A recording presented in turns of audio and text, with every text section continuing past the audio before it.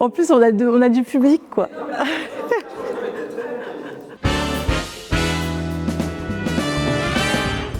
Au fil de plusieurs décisions récentes et sous l'impulsion de la Cour européenne des droits de l'homme, la Cour de cassation a profondément modifié le droit de la preuve en reconnaissant l'admissibilité de preuves illicites ou déloyales dans les procès civils ou commerciaux. Les incidences pratiques de ces décisions récentes sont immenses tant pour les juges que pour les parties elles-mêmes et leurs conseils. En procédure civile, les parties peuvent prouver les faits au soutien de leur demande ou de leur défense par tout moyen. Traditionnellement, ce principe souffrait deux exceptions, à savoir le caractère illicite et le caractère déloyal des preuves rapportées. En ce qui concerne les preuves illicites, le plaideur ne pouvait pas rapporter des preuves si elles avaient été recueillies ou produites en violation d'une loi, d'un droit fondamental tel que le droit au respect de la vie privée, ou encore en violation d'un secret juridiquement protégé tel que le secret bancaire, le secret de l'avocat, le secret médical ou encore le secret des affaires. Concernant le caractère déloyal, un plaideur ne pouvait recueillir une preuve à l'insu de la personne à qui il l'oppose, obtenue grâce à des manœuvres déloyales, c'est-à-dire des stratagèmes.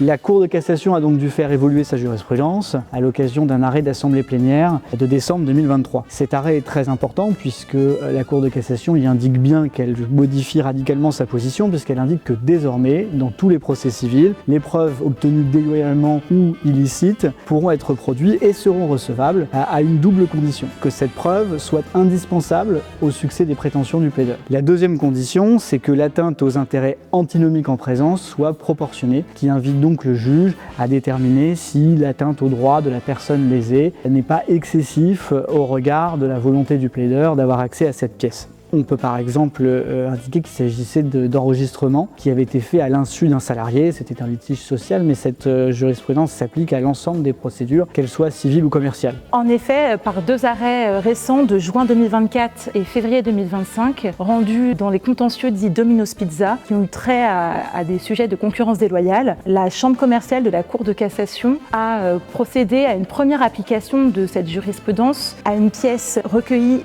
et produite de manière illicite au regard du secret des affaires. En l'occurrence, cette pièce correspondait à une bible d'un franchiseur qui détaillait l'ensemble de son savoir-faire. La Cour de cassation a reproché à la Cour d'appel de ne pas avoir recherché si le secret des affaires devait céder face au droit à la preuve, en l'occurrence en mettant en balance les deux conditions que Paul a relevées. En un mot, la Cour de cassation a confirmé la possibilité de faire prévaloir le droit à la preuve sur le secret des affaires. Dans un autre arrêt récent, la Cour de cassation a également fait primer le droit à la preuve sur le secret des correspondances avec un avocat. C'est un secret qui jusque-là ne subissait d'aucune exception. Et il faut s'attendre dans les prochaines années à voir de nombreux autres exemples. Ce courant jurisprudentiel risque à l'avenir de faire considérablement évoluer la situation des parties dans des relations d'affaires ou dans des relations contractuelles, puisque maintenant les parties sauront qu'un enregistrement sonore, par exemple, qu'un document dérobé, un